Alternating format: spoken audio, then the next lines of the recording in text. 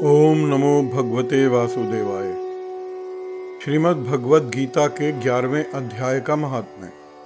श्री महादेव जी कहते हैं, प्रिय, गीता के वर्णन से संबंध रखने वाली कथा एवं विश्व रूप अध्याय के पावन महात्म्य को श्रवण करो। इस अध्याय के महात्म्य का पूरा वर्णन नहीं किया जा सकता। इसके संबंध में सहस्त्रों कथाएं हैं। उनमें से एक यहाँ कही जाती है। प्रणीता नदी के तट पर मेघंकर नाम से विख्यात एक बहुत बड़ा नगर है। उसके प्रकार और गोपुर बहुत ऊंचे हैं। वहाँ बड़ी बड़ी विश्रामशालाएं हैं जिनमें सोने के खंबे शोभा दे रहे हैं। उस नगर में श्रीमान, सुखी, शांत, सदाचारी तथा जितेंद्रिय मनुष्यों का निवास है। वहाँ हाथ में शारंग नामक धनुष धारण करने वाले जगदीश्वर भगवान विष्णु विराजमान हैं। वह परब्रह्म के साकार स्वरूप हैं। संसार के नेत्रों को जीवन प्रदान करने वाले हैं। उनका गौरवपूर्ण श्री विग्रह भगवती लक्ष्मी के नेत्र कमलों द्वारा पूजित होता है। भगवान की वह झांकी वामन अवतार की है। मेघ के समान उनका श्यामवर्ण तथा कोमल आकृति है। वक्ष स्थल पर श्रीवत्स का चिन्ह शोभा पाता है। वह कमल और वनमाला से विभूषित हैं। अनेक प्रकार के आभूषणों से सुशोभित भगवान वामन रत्न युक्त समुद्र के सदृश जान पड़ते हैं। पीतांबर से उनके श्याम विग्रह की कांति ऐसी प्रतीत होती है मानो बिजली से घिरा हुआ मेघ शोभा पा रहा हो। उन भगवान वामन का दर्शन करके जीव जन्म एवं संसार के बंधन से मुक्त हो जाता है।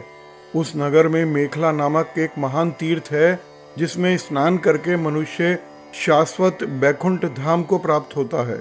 वहाँ जगत के स्वामी करुणा सागर भगवान नरसिंह का दर्शन करने से मनुष्य 7 जन्मों के किए हुए घोर पाप से छुटकारा पा जाता है। जो मनुष्य मेखला में गणेश जी का दर्शन करता है वह सदा दूस्तर विघ्नों से भी पार पा जाता है। उसी मेघंकर नगर में कोई एक श्रेष्ठ ब्राह्मण थे जो ब्रह्मचर्य परायण, ममता और अहंकार से रहित, वेद शास्त्रों में प्रवीण, जितेंद्रिय तथा भगवान वासुदेव के शरणागत थे। उनका नाम सुनंद था। प्रिय, वे शारंग धनुष धारण करने वाले भगवान के पास गीता के 11वें अध्याय विश्व रूप दर्शन योग का पाठ करते थे। उस अध्याय के प्रभाव से उन्हें ब्रह्म ज्ञान की प्राप्ति हो गई थी।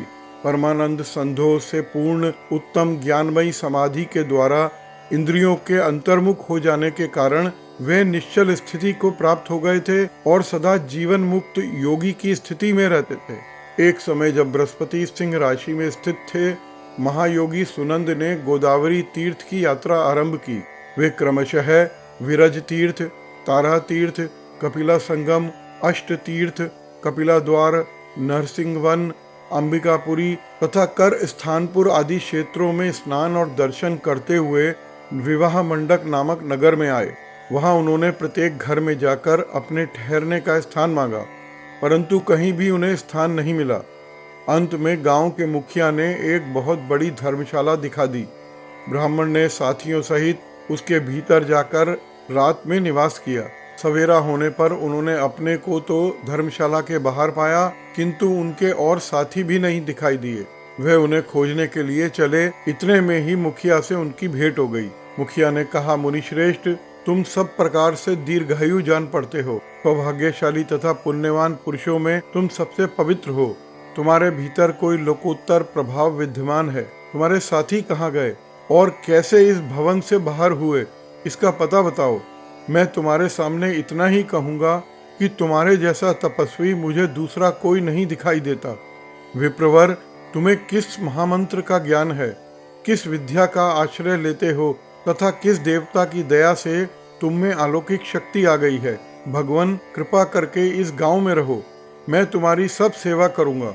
यों कहकर ग्रामपाल ने मुनीश्वर सुनंद को अपने गांव में ठहरा दिया। वह दिन रात बड़ी भक्ति से उनकी सेवा टहल करने लगा। जब 7-8 दिन बीत गए तब एक दिन प्रातःकाल आकर वह बहुत दुखी हो महात्मा के सामने रोने लगा और बोला, हाय, आज रात में राक्षस ने मुझ भाग्यहीन के बेटे को चबा लिया। मेरा पुत्र बड़ा ही गुणवान और भक्तिवान था। ग्रामपाल के इस प्रकार कहने पर योगी सुनंद ने कहा, कहाँ है वह राक्षस और किस प्रकार से उसने तुम्हारे पुत्र का भक्षण किया? ग्रामपाल बोला, भगवान, इस नगर में एक बहुत भयंकर नर भक्षी राक्षस रहता है। वह प्रतिदिन आकर इस नगर के मनुष्यों को खा लिया करता है। तब एक दिन समस्त नगरवासियों ने मिलकर उससे प्रार्थना की, राक्षस, तुम हम सब लोगों की रक्षा करो, हम तुम्हारे लिए भोजन की व्यवस्था कर देते हैं। यहाँ बाहर के जो पथिक रात में आकर नींद लेने लगे उनको खा लेना। इस प्रकार मनुष्यों ने गांव के मुखिया द्वारा इस धर्मशाला में भेजे हुए पथिकों को ही राक्षस का आहार निश्चित किया। अपने प्राणों की रक्षा के लिए ही उन्हें ऐसा करना पड़ा।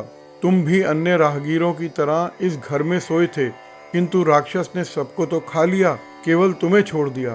तुम में ऐसा क्या प्रभाव है, इस बात को तुम ही जानते हो।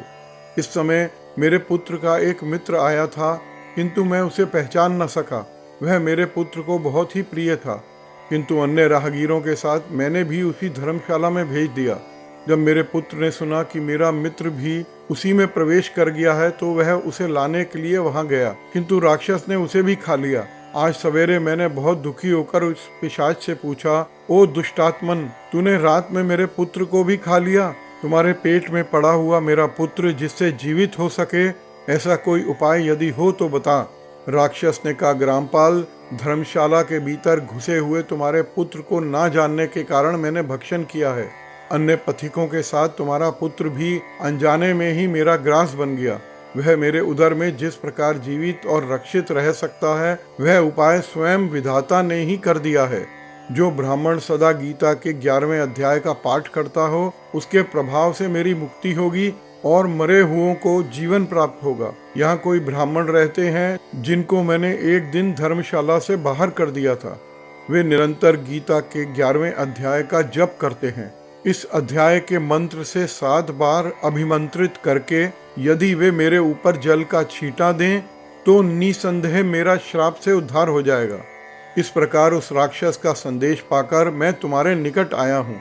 ब्राह्मण ने पूछा, ग्रामपाल, जो रात में सोए हुए मनुष्यों को खाता है, वह प्राणी किस पाप से राक्षस हुआ है? ग्रामपाल बोला, ब्राह्मण, पहले इस गांव में कोई एक किसान ब्राह्मण रहता था। एक दिन वह अगहनी के खेत की क्यारियों की रक्षा करने में लगा था। वहां से थोड़ी ही दूर पर एक बहुत बड़ा गिद्ध किसी राही को मारकर खा रहा था। उसी समय एक तपस्वी वहां से निकले जो उस राही को बचाने के लिए दूर से ही दया दिखाते आ रहे थे। गिद्ध उस राही को खाकर आकाश में उड़ गया। तब तपस्वी ने कुपित होकर उस किसान से कहा, ओ दुष्ट हलवाहे, तुझे धिक्कार है, तू बड़ा ही कठोर और निर्दयी है। दूसरों की रक्षा से मुंह मोड़कर केवल पेट पालने के धंधे में लगा है। तेरा जीवन नष्ट प्राय है। अरे जो चोर, दाढ़ वाले जीव, सर्प, शत्रु, अग्नि, विष, जल, गिद्ध, राक्षस, भूत और बेताल आदि के द्वारा घायल किए हुए मनुष्यों की शक्ति होते हुए भी उपेक्षा करता है, वह उनके वध का फल पाता है। जो शक्तिशाली होकर भी चोर आदि के चुंगल में फंसे हुए ब्राह्मण को छुड़ाने की चेष्टा नहीं करता है, वह घोर नरक में पड़ता है और पुनः भेड़िए की योनि में जन्म लेता है। जो वन में मारे जाते हुए व्याघ्र की दृष्टि में पड़े हुए जीवन की रक्षा के लिए छोड़ो छोड़ो की पुकार करता है, वह परम गति को प्राप्त होता है। जो मनुष्य गांवों की रक्षा के लिए व्याघ्र, भील तथा दुष्ट राजाओं के हाथों में मारे जाते हैं, वे भगवान विष्णु के परम पद को पाते हैं, जो योगियों के लिए भी दुर्लभ है। सहस्त्र अश्वमेघ और 100 वाजपेयी यज्ञ मिलकर शरणागत रक्षा की 16वीं कला के बराबर भी नहीं हो सकते। दीन तथा भयभीत जीव की उपेक्षा करने से पुण्यवान पुरुष भी समय आने पर कुंभिक पाक नामक नरक में पकाया जाता है। तूने दुष्ट गिद्ध के द्वारा खाते हुए राही को देखकर उसे बचाने में समर्थ होते हुए भी जो उसकी रक्षा नहीं की है, इससे तू निर्दयी जान पड़ता है, अतः तू राक्षस हो जा। हलवाहा बोला, महात्मन, मैं यहाँ उपस्थित अवश्य था, लेकिन मेरे नेत्र बड़ी देर से खेत की रक्षा में लगे थे, अतः पास होते हुए भी गिद्ध के द्वारा मारे जाते हुए उस मनुष्य को मैं नहीं जान सका, अतः मुझ दीन पर आपको अनुग्रह करना चाहिए। तपस्वी ब्राह्मण ने कहा, जो प्रतिदिन गीता के 11वें अध्याय का जप करता है, उस मनुष्य के द्वारा अभिमंत्रित जल जब तुम्हारे मस्तक पर पड़ेगा, उस समय तुम्हें श्राप से छुटकारा मिल जाएगा। यह कहकर तपस्वी ब्राह्मण चले गए और वह हलवाहा राक्षस हो गया। अतः दुष्श्रेष्ठ, तुम चलो और 11वें अध्याय से तीर्थ के जल को अभिमंत्रित करो, फिर अपने हाथ से उस राक्षस के मस्तक पर उसे छिड़क दो। ग्रामपाल की यह प्रार्थना सुनकर ब्राह्मण का हृदय करुणा से भर गया। वे बहुत अच्छा कहकर उसके साथ राक्षस के निकट गए। वे ब्राह्मण योगी थे। उन्होंने विश्व रूप दर्शन के 11वें अध्याय से जल अभिमंत्रित करके उस राक्षस के मस्तक पर डाला। गीता के अध्याय के प्रभाव से वह राक्षस श्राप से मुक्त हो गया। उसने राक्षस देह का परित्याग करके चतुर्भुज रूप धारण कर लिया तथा उसने जिन सहस्त्रों पथिक का भक्षण किया था वह भी शंख चक्र एवं गदा धारण किए चतुर्भुज रूप हो गए। तत्पश्चात वे सभी विमान पर आरूढ़ हुए। इतने में ही ग्रामपाल ने राक्षस से कहा, निशाचर, मेरा पुत्र कौन है, उसे दिखाओ।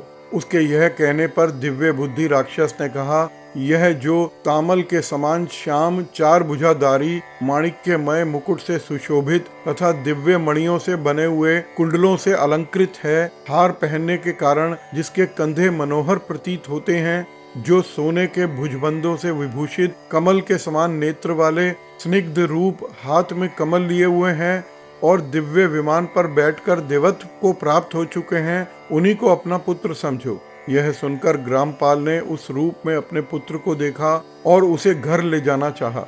यह देखकर पुत्र हंस पड़ा और इस प्रकार कहने लगा। पुत्र बोला, ग्रामपाल, कई बार तुम भी मेरे पुत्र हो चुके हो। पहले मैं तुम्हारा पुत्र था, किंतु अब देवता हो गया हूँ। इन ब्राह्मण देवता के प्रसाद से वैकुंठ धाम को जाऊंगा। देखो, यह निशाचर भी चतुर्भुज रूप को प्राप्त हो गया है। 11वें अध्याय के महात्म्य से यह सब लोकों के साथ विष्णु धाम को जा रहा है। अतः तुम भी इन ब्राह्मण देव से गीता के 11वें अध्याय का अध्ययन करो और निरंतर उसका जप करते रहो। इसमें संदेह नहीं कि तुम्हारी भी ऐसी ही उत्तम गति होगी। 7 मनुष्यों के लिए साधु पुरुषों का संग सर्वथा दुर्लभ है, वह भी इस समय तुम्हें प्राप्त है। अतः अपना अभिष्ट सिद्ध करो। धन, योग, दान, यज्ञ, तपस्या और पूर्त कर्मों से क्या लेना देना है। विश्व रूपाध्याय के पाठ से ही परम कल्याण की प्राप्ति हो जाती है। पूर्णानंद संधो स्वरूप श्री कृष्ण नामक ब्रह्म के मुख से कुरुक्षेत्र में अपने मित्र अर्जुन के प्रति जो अमृतमय उपदेश निकला था, वही श्री विष्णु का परम तात्विक रूप है। तुम उसी का चिंतन करो। वह मोक्ष के लिए प्रसिद्ध रसायन है। संसार भय से डरे हुए मनुष्यों की आदि व्याधि का विनाशक और अनेक जन्मों के दुखों को नाश करने वाला है। मैं उसके सिवा किसी दूसरे साधन को ऐसा नहीं देखता, अतः उसी का अध्याय करो। श्री महादेव जी कहते हैं, यों कहकर वह सबके साथ श्री विष्णु के परम धाम को चला गया। तब ग्रामपाल ने ब्राह्मण के मुख से उस अध्याय को पढ़ा। फिर वे दोनों ही उसके महात्म्य से विष्णु धाम को चले गए। पार्वती, इस प्रकार तुम्हें 11वें अध्याय के महात्म्य की कथा सुनाई। इसके श्रवण मात्र से महान पातकों का नाश हो जाता है। भगवद गीता के 11वें अध्याय का महात्म्य समाप्त हुआ।